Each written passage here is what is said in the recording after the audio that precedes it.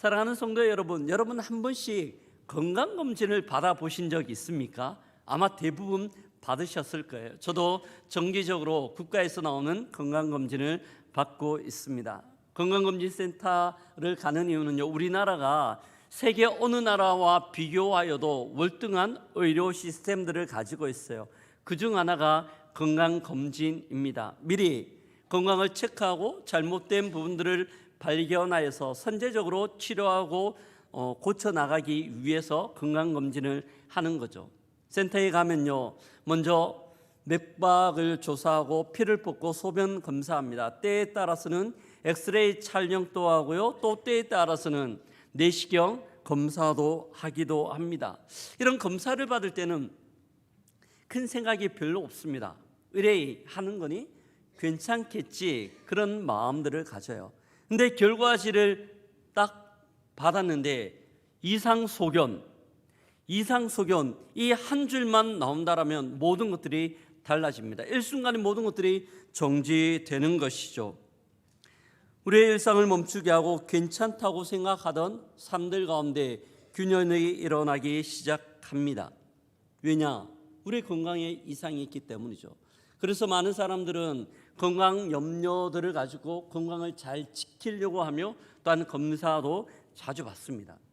그런데요, 이런 육체의 건강뿐만이 아니라 우리의 영적인 건강은 어떨까요?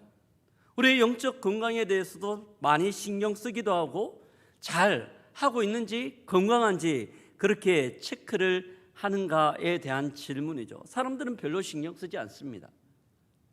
별로 중요하게 생각하지도 않아요. 그리고 영성이 아프다고 해서 아프다는 고통의 소리도 내지 않기 때문입니다.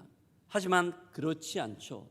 우리의 영적인 건강은 너무너무 중요합니다. 사도 바울은요, 디모데전서 4장에서 육체의 연단은 약간의 유익이 있지만 우리의 영적인 연단은 엄청난 유익들을 갖고 있다고 이야기합니다. 우리의 영성이 강건하면, 건강하면 우리의 삶 가운데 기쁨과 즐거움이 떠나지 않아요. 상황과 상관없는 행복이 우리에게 있기 때문입니다. 웬만한 어려움이 몰려온다 하더라도 그냥 별로 신경 쓰지 않고 툭 치고 지나갈 수 있는 모든 힘이 우리의 영적 강건함에 있는 줄 믿습니다.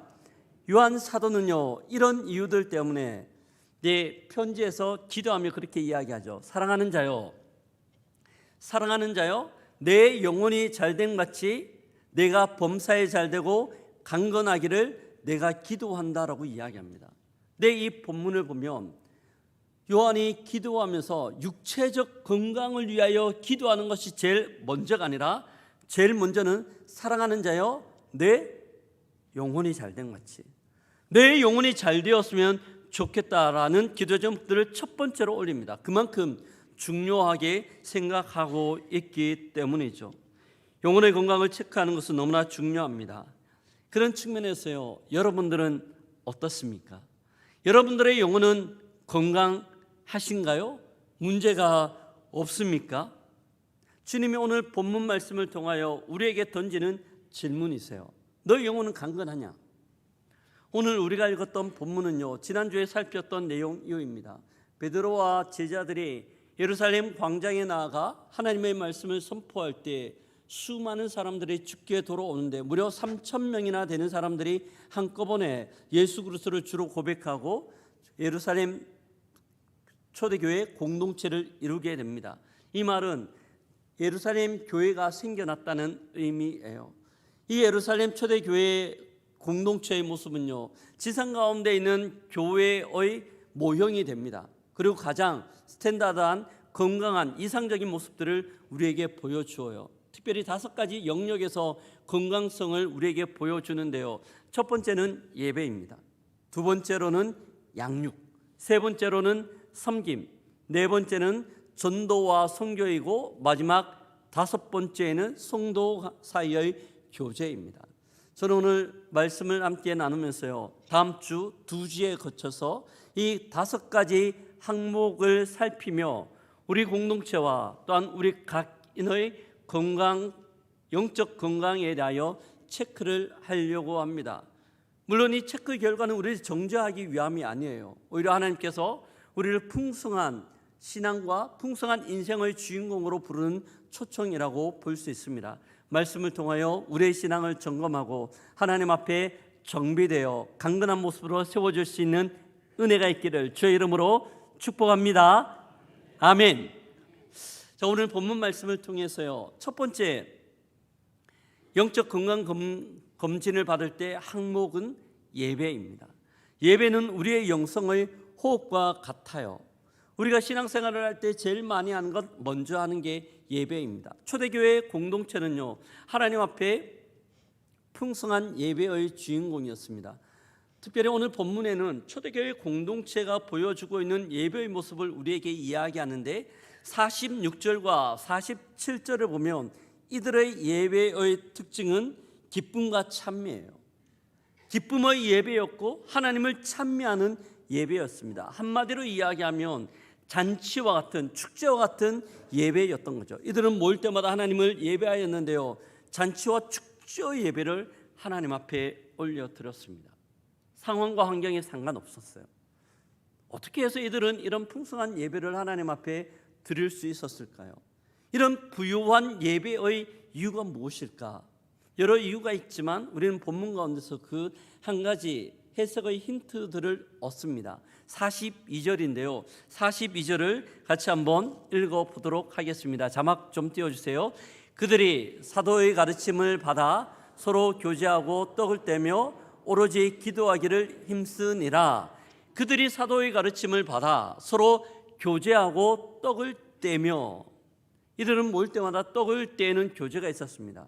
이런 말씀을 들으면 어떤 분들은 이들은 모일 때마다 식탁 교제를 나눴구나, 떡을 떼면서 그렇게 생각할 수 있는데요, 물론 그런 의미도 있어요. 하지만 더 근본적인 의미는요, 이들은 모일 때마다 떡을 떼며 성찬 예식을 행하였습니다.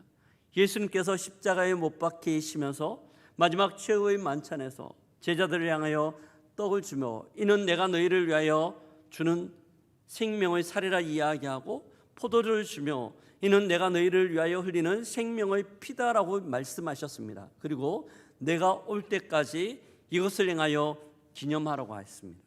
초대교회는요, 모일 때마다 예수님의 명령과 말씀을 따라 떡을 나누며 포도주를 나누며 예수 그리스도의 성찬 예식 가운데 들어갔던 거죠. 그들의 성찬 예식은 어땠을까요? 떡을 받을 때마다 그들의 손은 떨렸을 거예요. 그들의 입술 가운데는 하나님을 향한 찬미와 찬양과 기쁨이 끊이지 않았습니다. 구원의 은혜에 대한 감격이었죠. 예수님께서 나의 죄를 위하여 참 하나님의 아들이신 그분께서 십자가를 지셨다. 그 십자가 때문에 하나님의 자녀가 되어 모든 죄의 허물들을 벗어버릴 수 있었다라는 구원의 감격과 구원의 기쁨이 있은 줄 믿습니다. 이 초대교회의 모습이었어요. 이 은혜 때문에 그들은 축복과 잔치와 행복한 예배를 드렸던 거죠. 사랑하는 성도 여러분, 말씀의 청진기를 가지고 왔어요. 우리 공동체의 예배와 또한 우리의 예배를 한번 진찰해 봅니다. 예배 항목에 청진기를 다 갖다 댈 때 어떤 소리가 들릴까요? 여러분, 우리의 예배는 어떻습니까? 초대교회가 가지고 있던 그 감격과 기쁨들이 있습니까? 초대교회와 비교하여서요, 예배 환경은 훨씬 더 좋아졌어요. 너무나 쾌적하죠. 좋은 스피커 시스템도 있고요, 또한 영상 장비도 있어서 하려고 하는 것들은 웬만히 구현해낼 수도 있고 할 수도 있습니다. 그런데 그 공간 안에서 드리는 예배의 모습, 우리의 모습은 어떠한지에 대한 질문입니다. 사랑하는 성도 여러분, 어느 순간부터인가 우리의 예배 환경은 너무나 좋아졌지만 예배 드리는 우리의 모습들은 마치 그냥 의례히 행하는 것처럼 예배의 자리에 앉아 있으며 의무감으로 앉아 있는 모습들을 갖추고 있을 때가 너무나 많다는 거죠. 이것이 우리의 예배의 모습 아닌가라는 점검을 한번 해봅니다. 어떤 엄마와 아들이 있었어요. 아이가 학교에 갔다 왔습니다. 초등학교 저학년이에요. 엄마가 묻습니다. 야, 학교 잘 갔다 왔어? 아이가 엄마의 말에 학교 너무 잘 갔다 왔어. 그렇게 대답을 합니다. 엄마의 질문에 아이가 대답을 하는 거죠. 이상하지 않아요. 그런데요, 그 질문과 대답을 조금 더 살펴보면 맞지 않다는 것들을 짐작할 수 있습니다. 엄마가 아이에게 학교 잘 갔다 왔어? 라고 물을 때는 그냥 학교에 가서 열심히 공부했어? 수업 잘 들었어? 그런 의미를 가지고 있습니다. 근데 아이들이 대답하는 건 있죠. 학교에 갔다 왔어. 점심도 먹었어. 교실에 앉아 있다가 온 거야. 라는 이야기를 하는 거죠. 서로 다른 개념들을 가지고 있습니다. 사랑하는 성도 여러분, 우리의 예배에 대한 우리의 모습은 어디에 더 가깝습니까? 예배에 빠지지 않았다는 것으로 자기의 역할을 다 했다라면 우리는 예배 드리는 것이 아니라 예배에 참여하는 자가 되는 거죠. 예배는 살아계신 하나님을 만나는 은혜의 만남인 줄 믿습니다. 이 예배를 통하여 살아계신 하나님을 만나며 그분 앞에 우리가 제물로 드려지는 겁니다. 우리는 예배를 관람하는 사람이 아니라 헌신자입니다. 건강검진 결과지에 정상 수치가 찍히기 위해서는, 정상 수치가 나타나기 위해서는요, 예배를 향한 우리의 심장이 요동쳐야 돼요. 예배를 생각하며 감격 있고 감동 있고 하나님에 대한 기대함들이 우리 속에 있어야 하는 거죠. 그럴 때 우리는 건강한 신앙생활의 첫 번째 지표에 합격점을 받습니다. 이 시점에서 질문을 하나 던져야 됩니다. 그렇다면 우리가 어떻게 건강한 예배자 또한 풍성한 예배자가 될 수 있을까? 이 질문에 대하여 A.W. 토조 목사님께서 이렇게 우리에게 말씀합니다. 같이 한번 읽어보겠습니다. 우리는 하나님을 위한 예배를 드린다고 말하지만 사실은 우리를 만족시키는 예배를 찾는다. 하지만 우리에게 필요한 것은 하나님을 향한 갈망이다. 마치 목마른 사슴이 시냇물을 찾아 헤매이는 것처럼 우리의 영혼이 하나님에 대한 영적 목마름들로 예배의 자리 가운데 나올 때 우리의 예배가 살았고 역동하며 풍성한 잔치의 예배가 될 수 있다고 말씀하고 있습니다. 초대교회 성도들의 삶들은요, 일상이 너무 힘들었어요. 일상이 예수 믿는 것들 때문에 참 고통스러울 때가 있었습니다. 하지만 예배 가운데 나올 때 이들 가운데는 기대함들이 있었어요. 살아계신 하나님을 만난다는 기대함, 그리고 성찬을 나누며 예수 그리스도의 피를 기념한다는 기쁨의 충만함이 이들 가운데 있었던 것이죠. 우리 가운데 필요한 것은 기대의 회복입니다. 하나님을 향한 기대가 회복되는 거예요. 예배는요, 보는 것이 아니라 드리는 것입니다. 눈으로 보는 와치가 아니라 하나님 앞에 올려드리는 오퍼가 예배입니다. 객석에 앉아 무대를 평가하는 평가의 자리에서 내려와 하나님의 임재의 무대 가운데 단독자로 서야 합니다. 그분을 바라보는 그 예배가 감격과 기쁨의 예배의 출발점이며 풍성한 예배의 현장이 될 수 있기 때문이에요. 이런 은혜가 우리 모두에게 있기를, 또한 고린교회의 예배가 되기를 주의 이름으로 축복합니다. 아멘. 너무 중요합니다. 첫 번째 영적 건강검진을 통하여 살펴보아야 할 항목은 예배입니다. 두 번째, 우리가 이어서 영적 건강검진 항목에서 살펴보아야 할 항목은요, 양육입니다. 하나님의 말씀으로 인한 양육이에요. 이 양육은 우리의 몸 가운데 공급되어지는 영양분과 동일합니다. 초대교회는 예배와 함께 모였을 때 이들은 사도의 가르침을 받았습니다. 오늘 우리가 읽었던 본문 42절에 나오는데요, 제가 한번 읽어드릴게요. 그들이 사도의 가르침을 받아 서로 교제하고 떡을 떼며 오로지 기도하기를 힘쓰니라. 그들이 사도의 가르침을 받았어요. 성도들은 모였을 때 사도들에게 하나님의 말씀에 대하여 질문하고, 사도들은 그 질문을 받아 말씀의 의미가 무엇인지, 하나님께서 어떤 것들을 우리에게 요구하시는지를 풀어서 설명해 주는 거죠. 마치 지난주에 살폈던 것처럼 광장 가운데 모였을 때 베드로와 제자들이 하나님의 말씀을 이야기할 때 이들의 마음 가운데 찔림이 있었습니다.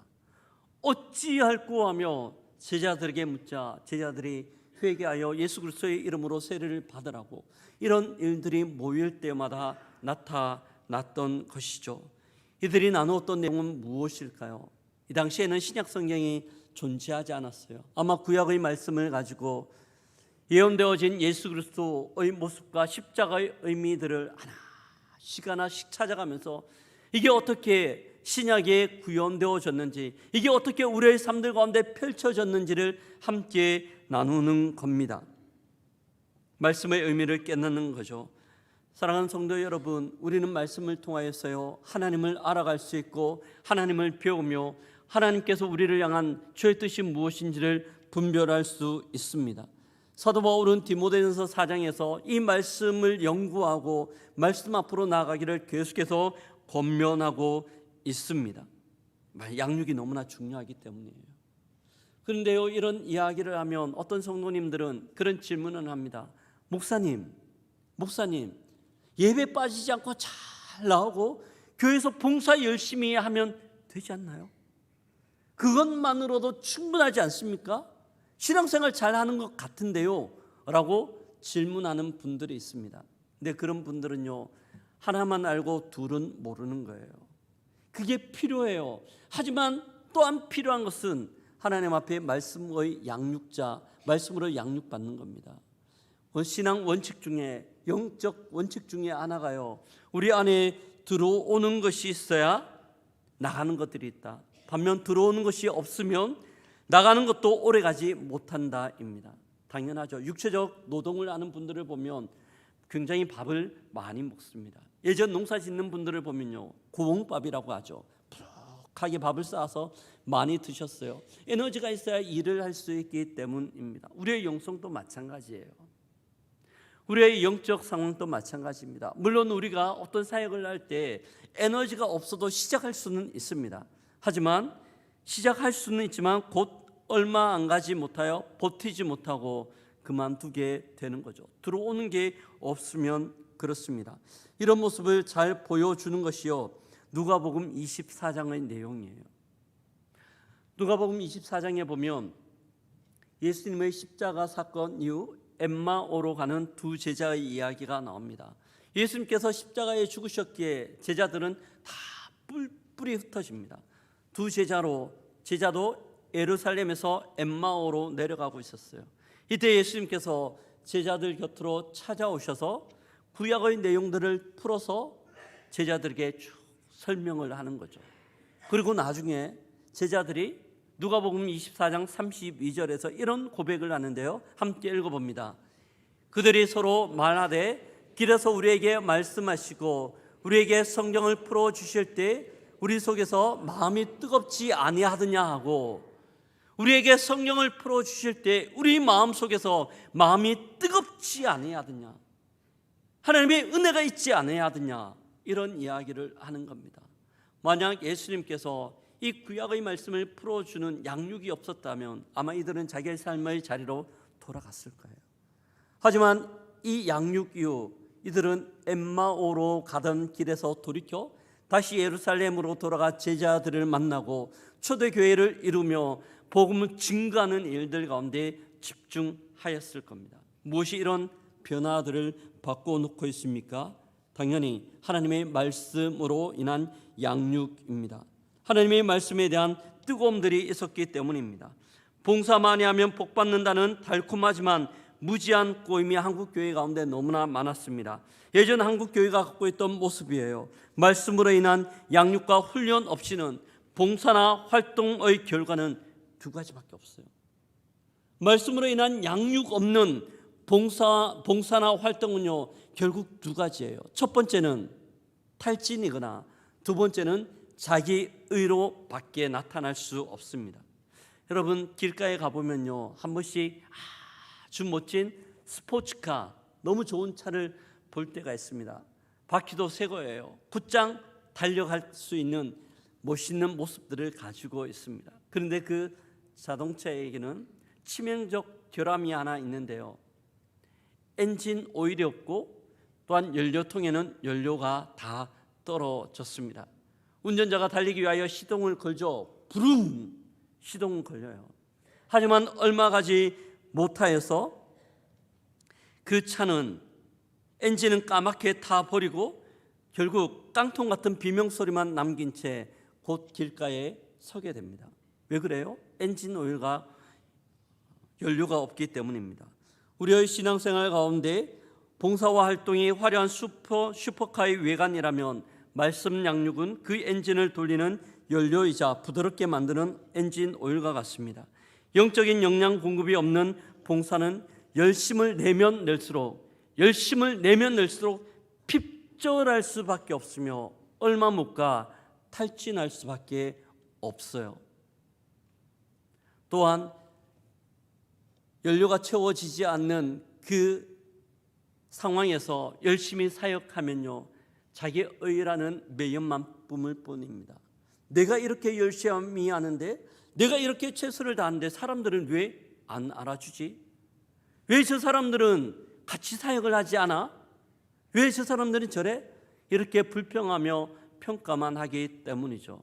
어디서부터 이런 문제가 출발할까요? 말씀으로 인한 양육의 영적 에너지가 공급되지 않는 상황 가운데 봉사만 할 때 그렇게 되고 있습니다. 사랑하는 성도 여러분, 우리의 모습을 한번 볼까요? 여러분들은 어떻습니까? 여러분들의 영적인 연료 탱크의 게이지는 어느 지점을 가리키고 있습니까? 연료가 완전히 차서요 100 풀로 찬 그 지점을 넘어가고 있습니까? 아니면 0이란 지점에서부터 더 떨어져서 갈랑갈랑거리면 곧 연료가 다 떨어져서 자동차가 설 것 같은 그 게이지에 우리 연료통의 바늘 눈금이 가 있지는 않는가에 대한 질문입니다.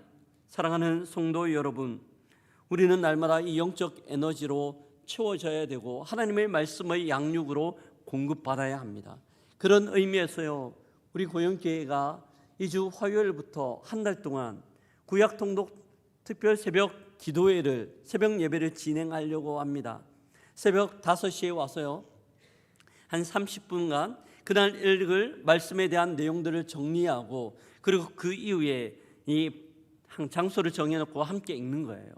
읽으면서 그날 그 내용들을 읽다가 보면 어느새 한 달이 지나고 난 이후 구약 내용들을 다 읽게 됩니다. 물론 개인적으로 하려고 하는 분들이 있어요. 근데 쉽지 않은 것들을 다 알 거예요. 함께 공동체가 함께 이렇게 나아갈 때 동참하면 풍성한 열매를 맺을 수 있는 거죠. 제가 지난주 새벽이었어요. 이 내용들을 가지고 기도하는데 갑자기 마음이 너무 무거워집니다. 생각해보니 제가 3월달 동안 해야 되는 사역들이 여러 가지가 있거든요. 제자 훈련도 시작해야 되고, 또한 목자 모임도 시작해야 됩니다. 또 이런 특별 새벽 예배도 해야 되는데요, 매일 아침마다 새벽마다 나누는 내용들이 한편의 설교를 준비하는 것과 같은 에너지가 들어요. 주님, 어떻게 감당할 수 있을까요? 부담스럽다라는 생각들이 들 때 기도하는 중 하나님께서 저에게 도전합니다. 박 목사, 한 달 동안 고영교회가 하는 이 사역은 고영교회 건물이 아니라 영적인 건물을 짓는 사역이다. 이 사역을 통하여 하나님의 말씀을 읽을 때 한 달이 지나고 난 이후 고영교회 영적 건물이 지어질 것이다. 아멘. 영적인 건물들이 지어질 것이라고 저에게 강력하게 도전하셨습니다. 근데 너무나 감사한 거예요. 주님, 맞습니다. 우리가 말씀을 읽으며 나아갈 때 이 말씀이 우리의 영적 능력이 되어 우리 고영교회가 다시 한번 새롭게 될 줄 믿습니다. 힘을 내고 열심히 달려가겠습니다. 우리 성도들이 한 마음으로 함께 갈 수 있도록 주님 은혜를 베풀어 주옵소서. 아멘. 아멘. 많이 함께 해주십시오. 하나님의 말씀 가운데 나아가야 됩니다. 이 땅 가운데 말씀이 없다면 우리가 어떻게 살아갈 수 있겠습니까? 성도 여러분, 우리가 우리의 심령 가운데 말씀이 채워지지 아니하면요, 세상의 잡동사니로 다 채워집니다. 쓰레기 같은 것들로 우리의 영혼이 채워져요. 욕심과 미움과 시기와 다툼과 음란과 수많은 잡동사니, 쓰레기들이 우리의 영혼을 채울 수밖에 없습니다. 하지만 하나님의 말씀이 우리 가운데 들어올 때 모든 쓰레기들은 물러가고 주의 은혜로 채워질 줄 믿습니다. 이 사역들을 한 달 동안 진행하려고 합니다. 이렇게 함으로 우리 구원교회는 새롭게 주님 앞에 세워지는 거죠. 이것이 두 번째 우리가 점검해야 되는 영적 건강검진 두 번째 항목, 양육입니다. 말씀으로 인한 양육. 이제 마지막이에요. 우리가 세 번째 점검해야 하는 것은요, 섬김입니다. 지체들과 이웃들을 향한 섬김, 영적인 활동이라고 할 수 있습니다. 우리가 말씀으로 양육받으면 영적 영양분이 우리에게 계속해서 공급됩니다. 그런데요, 이 영적 영양분이 공급되는 것과 아울러서 참 중요한 것이 있는데, 이 영양분들을 건강하게 소비를 하는 거예요. 에너지로 만들어내는 겁니다. 에너지로 만들어내는 것 자체가 섬김이에요. 초대교회는 이런 섬김의 탁월한 모습들을 가지고 있습니다. 우리가 읽었던 본문을 보면요, 이들의 모습이 너무나 놀라운 것들을 알 수 있습니다. 먼저 이들의 섬김은요, 자기들의 삶들 가운데 쓰다가 남은 것들, 조금 여유 있는 것들을 나누는 모습이 아니에요. 44절을 보면, 혹시 본문 띄워줄 수 있습니까? 같이 읽습니다. 믿는 사람이 다 함께해서 모든 물건을 서로 통용하고, 믿는 공동체 안에서요, 사람들은 서로의 물건들을 통용했습니다. 내 것을 내 것이라고 주장하지 않고 내 것이지만 함께 나눌 수 있도록 공용으로 사용하였던 것이죠. 그런데 이게 참 대단합니다. 근데 45절의 모습은요, 이를 훨씬 뛰어넘는 위대함들이 나와요. 같이 한번 읽어봅니다. 또 재산과 소유를 팔아 각 사람의 필요를 따라 나누어 주며, 또 재산과 소유를 팔아 각 사람의 필요를 따라 나누어 주고 있습니다. 현대 사회, 자본주의 사회에서는 꿈도 꿀 수 없습니다.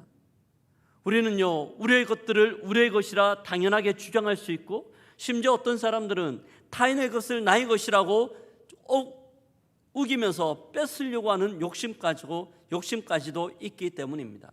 근데 이런 것은 사람의 당연한 모습이에요. 그럼에도 불구하고 왜 초대교회의 성도들은 이런 위대한 섬김을 감당할 수 있었을까요? 무엇 때문에 이런 섬김이 이들 가운데 있었을까? 바로 그들을 향한 하나님의 값없는 은혜 때문입니다.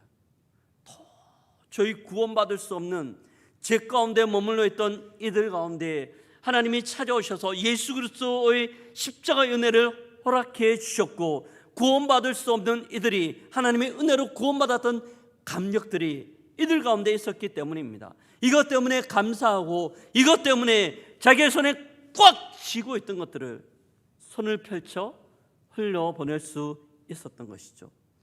요한 사도는요, 요한일서 3장 1절에서 우리에게 말씀하고 있습니다. 같이 한번 읽어보겠습니다.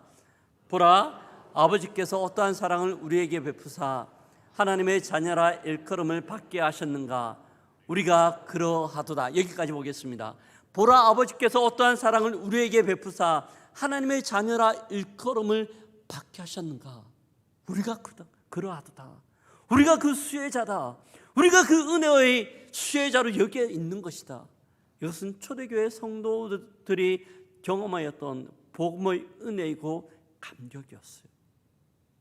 이 감격이 이들 가운데 있었기에 이들은 그들의 소유하고 있는 모든 것들을 함께 나누고 있는 겁니다. 사랑하는 성도 여러분, 우리가 영적 영양분으로 충분할 때, 계속해서 영적 영양분들이 우리에게 공급될 때 조심해야 돼요. 섬김으로 이어지지 않으면요, 그 사람은 영적인 성인병에 걸립니다. 내장 지방이 득지 끼어서 결국 위험한 상황 가운데 놓이게 되는 거죠. 예루살렘에 가면 큰 호수가 두 개가 있습니다. 저 북쪽에 하나 있고요, 저 남쪽 편에 하나가 있어요. 북쪽에 있는 호수를 갈릴리 호수라고 이야기합니다. 이 갈릴리 호수는 더 위쪽에 있는 만년설로 덮여져 있는 헐몬산이 있는데, 그 헐몬산 꼭대기의 눈이 녹아내려서 계속해서 갈릴리 호수로 공급됩니다. 그런데요, 이 갈릴리 호수는 공급되는 것과 아울러서 요단강을 통하여 그 물들을 계속해서 흘러보냅니다. 갈릴리 바다에 가면요, 수많은 생물들이 힘차게 뛰어노는 것들을 볼 수 있습니다. 생명의 역사들이 있어요. 공급되어지는 것들을 삼키지 않고 흘러보내기 때문입니다. 그런데요, 저 밑쪽에 가면 사해 바다가 있습니다. 사해 바다는 요단강을 통하여 공급만 받아요. 흘러보내지를 않습니다. 사해 바다는 죽음의 바다라고 이야기를 합니다. 죽음의 바다예요. 예전에 사해 바다에 한번 들어가 본 적이 있습니다. 들어갔다가 3분도 못 되어 나왔어요. 몸이 너무 따가운 거예요. 염도가 너무 높아서요, 몸이 따가워서 오래 있지를 못하겠더라고요. 그리고 바로 나왔습니다. 얼핏 잘못하여 이 사해 바다의 물이 눈에 들어갔는데요, 따가워서 뜨지를 못하고 나와서 생수 2통을 눈에 부어서 씻어냈던 경험이 있습니다. 왜 그럴까요? 왜 사해 바다는 죽은 저수지가 되었을까요? 받기만 하고 흘러보내지 않았기 때문입니다. 섬김은 나를 죽이는 것이 아니라 나를 흐르게 하는 영적 순환입니다. 자칫 영적인 영양 과다로 인해 고도 비만이나 성인병으로 갈 수 있는 모든 것들을 막아주는 것이 섬김의 모습이에요. 사랑하는 성도 여러분, 우리에게는 어떤 섬김의 모습이 있습니까? 현대인들이 가장 포기하기 힘들어하는 것들이 2가지가 있다고 생각하는데요. 첫 번째는 그들의 재정입니다. 2번째는 그들의 시간이에요. 재정과 돈의 특징은요, 다 내 것입니다. 내 것이라고 이야기해도 누구 하나 뭐라 할 수 있는 부분이 없어요. 왜냐하면 내 것이기 때문에. 자본주의 사회에서 당연한 거죠. 하지만 내 것이라고 생각하는 모든 것들을 꽉 잡고 있을 때는 내 안에 있지만, 이것을 펼쳐놓을 때는 하나님께서 마음껏 사용하는 줄 믿습니다. 오병이어 사건이 그렇잖아요. 아이가 도시락 1개 자기 혼자 먹었다면 자기 혼자 배불렀을 거예요. 하지만 이것을 주님께 내어드렸을 때 주님께서 축사하사 수많은 사람들을 먹이셨어요. 그리고 이 아이도 배불리 먹을 수 있었습니다. 내 것이지만 섬김을 위하여 내어놓을 때 하나님께서 이런 은혜를 베풀어 주고 있습니다. 공동체는 여러 사람들이 함께 모입니다. 어떤 공동체는 많은 사람들이 모이는 공동체도 있고, 어떤 공동체는 좀 별로 많지 않는 소수의 인원이 모이는 공동체도 있습니다. 많이 모이는 공동체, 적게 모이는 공동체, 모이는 숫자는 다르지만 공통적으로 나타나는 현상은요, 섬길 사람이 부족하다는 거예요. 사람들이 많지만은 섬길 사람이 부족하다고 항상 사람들을 모집하는 것들을 봅니다. 우리는 이 문제를 탈피할 때 우리의 영적 건강은 확보될 수 있는 겁니다.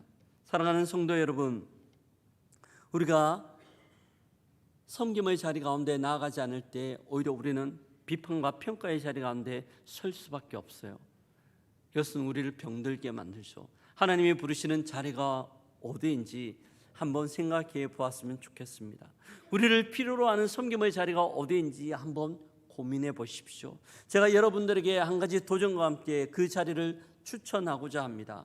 우리 고용교회가요, 이웃들을 섬기는 마음으로 올해부터 새롭게 시작하는 사역 한 가지가 있는데요, 사랑의 국수 나눔 사역이에요. 우리 주위에 있는 분들에게 따뜻한 국수를 한 그릇씩 조금 대접하면 어떨까? 어려운 분들 누구든지 찾아와서 마음 편하게 국수라도 한 그릇 드실 수 있도록 그런 시간들을 내어드리는 거죠. 격주로 진행하는 사역이에요. 매주도 아니에요. 2주에 한 번씩 이 국수를 삶아서 주위에 있는 분들을 좀 대접하려고 합니다. 이 국수 삶는 사역에 좀 동참해 주셨으면 좋겠습니다. 특별한 기술 없어도 괜찮아요. 특별히 내가 잘 삶는다, 그렇지 않아도 괜찮아요. 누구든지 오시면 어떤 일이든지 함께 할 수 있기 때문입니다. 우리가 삶는 것은 단순히 국수 가락이 아니라 우리가 받는 말도 안 되는 하나님의 사랑을 담아내는 겁니다. 내가 섬기는 2시간의 시간을 통해 많은 분들이 딱 따뜻한 국수 한 그릇과 함께 그 국수 속에 있는 하나님의 사랑을 경험하게 될 줄 믿습니다. 하나님의 은혜를 함께 누리게 되는 거죠. 이것이 3번째 우리가 살폈던 섬김의 모습이에요. 말씀을 마무리합니다. 오늘 우리는요, 초대교회의 모습을 보면서 우리의 영적인 부분들에 대한 건강검진, 새 영역을 함께 살펴보았습니다. 사랑하는 성도 여러분, 여러분들의 영적 건강 검진의 모습은 어떻습니까? 주보안에 그 세 부분에 대하여 체크할 수 있는 항목들을 만들었어요. 집에 가서 한번 해보십시오. 우리의 예배는 어떻습니까? 주로 인한 가슴 뛰는 기대함들이 우리에게 있습니까? 말씀으로 인한 양육에는 어떻습니까? 하나님의 말씀이 계속해서 우리 가운데 쌓여 영적으로 영양 공급들을 잘 받고 있습니까? 또한 섬김은 어떤가요? 우리가 영적 비만 가운데 빠지거나 아니면 영적 결핍 가운데 빠져서 심각한 어려움을 겪고 있지는 않습니까? 섬김을 통하여 건강한 에너지를 만들고 있는가에 대한 질문입니다. 건강검진 결과지를 보는 것으로 끝나지 않아야 합니다. 이것을 하는 이유는요, 하나님께서 우리를 정죄하기 위함이 아니에요. 행복하고 풍성한 신앙으로 초청하기 위한 하나님의 부르심입니다. 우리가 어떻게 반응해야 할까요? 하나님의 부르심 가운데 나아가야 되죠. 사랑하는 성도 여러분, 한 주 동안 새벽 기도를 통하여 말씀으로 공급받을 수 있기를 축복합니다. 섬김의 자리를 선택하십시오. 가슴 뛰는 예배자로 하나님 앞에 나오십시오. 그럴 때 우리의 영성은 강건하고 건강하여 행복한 신앙의 주인공이 될 수 있습니다. 아무쪼록 한 주 동안 또한 한 달 동안 이 은혜로 말미암아 주님 앞에 건강하게 세워질 수 있는 우리 모두 고영교회 성도님 되기를 주의 이름으로 축복합니다. 아멘.